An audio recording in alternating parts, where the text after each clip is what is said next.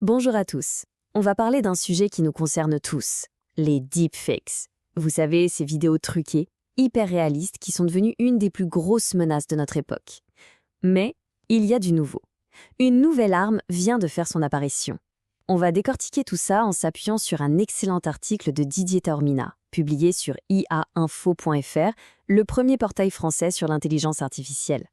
On va voir ensemble comment une IA révolutionnaire pourrait bien tout changer, en débusquant les faux avec une précision, quasi parfaite. Ok, alors avant de parler de la solution miracle, on va d'abord prendre un petit moment pour bien comprendre l'ampleur du problème.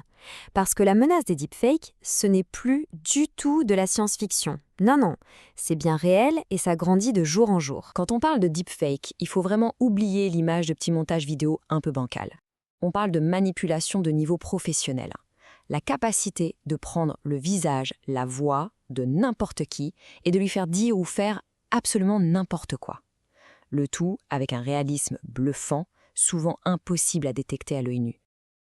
Ce qui relevait de l'impossible il y a quelques années à peine est aujourd'hui un outil qui se démocratise. Et là, attention, ce n'est pas un scénario de film. L'auteur de l'article nous rapporte ce cas qui est bien réel. Imaginez, 25 millions de dollars qui s'envolent. Comment ? Simplement parce qu'un directeur financier a été piégé par une fausse voix générée par IA qui imitait parfaitement celle de son PDG. Ça montre bien que le danger, il est partout et qu'il dépasse de loin la simple désinformation politique. C'est devenu une arme économique hyper puissante. Le vrai problème, c'est que le phénomène est en train d'exploser littéralement. Regardez bien ce chiffre, multiplié par 17.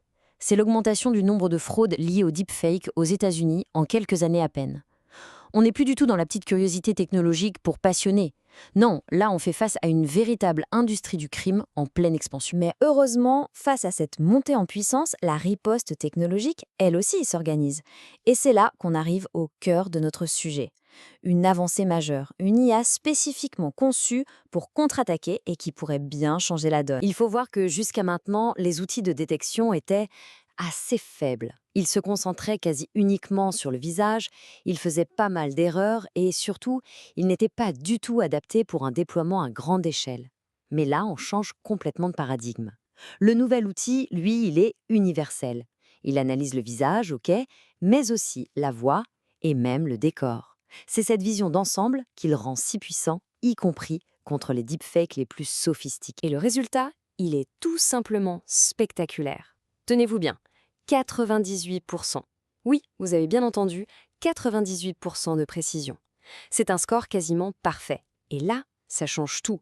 Parce qu'avec un tel niveau de fiabilité, on peut enfin, pour la première fois, imaginer un vrai bouclier efficace qu'on pourrait déployer partout pour endiguer cette marée de faux. Évidemment, une performance pareille, ça ne sort pas d'un jabot. C'est le fruit d'une énorme collaboration entre des chercheurs universitaires de très haut niveau et des géants comme Google. Et ce n'est pas juste un communiqué de presse. La technologie a été présentée et validée lors d'une des plus prestigieuses conférences scientifiques du domaine. Bref, c'est du très très sérieux. Bon, 98%, c'est génial. Mais la question qu'on se pose tous, c'est comment ça marche, concrètement? C'est quoi le secret de cette IA? Comment fait-elle pour repérer des détails qui, pour nous, sont totalement invisibles? Alors, il faut l'imaginer un peu comme un super détective numérique. L'IA, elle, ne se laisse pas avoir par l'impression générale. Elle a une checklist très précise et elle va tout vérifier. Est-ce que le mouvement des lèvres correspond parfaitement au son? Est-ce que la texture de la peau n'est pas un peu trop parfaite, un peu trop lisse? Les ombres, la lumière, le bruit de fond. Elle analyse des dizaines de micro-détails comme ça, des indices que notre cerveau ignore, et c'est en les croisant qu'elle trouve la faille. Sa vraie force, son arme secrète, c'est ce qu'on appelle l'analyse multimodale. Alors qu'est-ce que ça veut dire? C'est simple, elle ne se contente pas de regarder l'image d'un côté et d'écouter le son de l'autre. Non. Elle fait les deux en même temps et elle fusionne les informations. Elle cherche les incohérences entre ce qu'on voit et ce qu'on entend. C'est cette analyse à 360 degrés qui la rend si redoutablement efficace. C'est donc une très belle victoire, un vrai bond en avant pour le camp de la vérité. Mais, et c'est un mais important que souligne l'auteur, il ne faut surtout pas crier victoire trop vite. Parce qu'en réalité, on est engagé dans une sorte de course-poursuite technologique sans fin. La question est donc sur toutes les lèvres. Est-ce que la bataille est enfin gagnée? Eh bien, la réponse est pas vraiment. En fait, cette victoire incroyable ne marque pas la fin de la guerre, mais plutôt le début d'un nouveau chapitre dans cette course à l'armement technologique. On est vraiment dans un jeu du chat et de la souris. C'est un cycle qui se répète sans cesse. Regardez, d'abord, les créateurs de deepfakes sortent une nouvelle technologie encore plus performante. Ensuite, les chercheurs développent un détecteur capable de la repérer.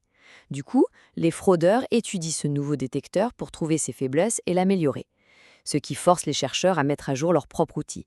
Et ainsi de suite. C'est une course sans ligne d'arrivée. Alors, comment on fait pour garder une longueur d'avance dans cette course folle? L'auteur insiste sur 2 points absolument vitaux. Le premier, c'est la mise à jour permanente des modèles de détection. On ne peut pas se reposer sur ses lauriers. Et le deuxième, qui est tout aussi crucial, c'est la coopération internationale. Il faut partager les informations, les menaces, les solutions.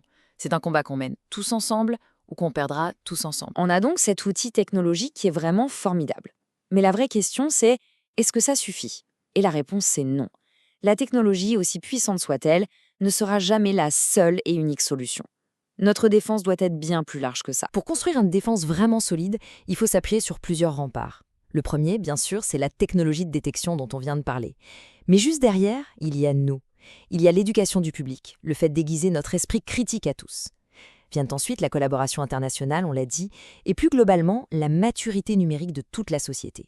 En fait, chaque maillon de cette chaîne est indispensable. On termine donc avec cette question, qui est sans doute la plus importante de toutes. Est-ce que la vérité peut être défendue uniquement par la technologie? Ce qu'on a vu aujourd'hui, c'est qu'on dispose d'un nouveau bouclier, plus puissant que jamais. Mais ce que ça nous rappelle, et c'est peut-être l'essentiel, c'est que derrière n'importe quelle machine, la défense de la vérité reste et restera toujours notre responsabilité collective.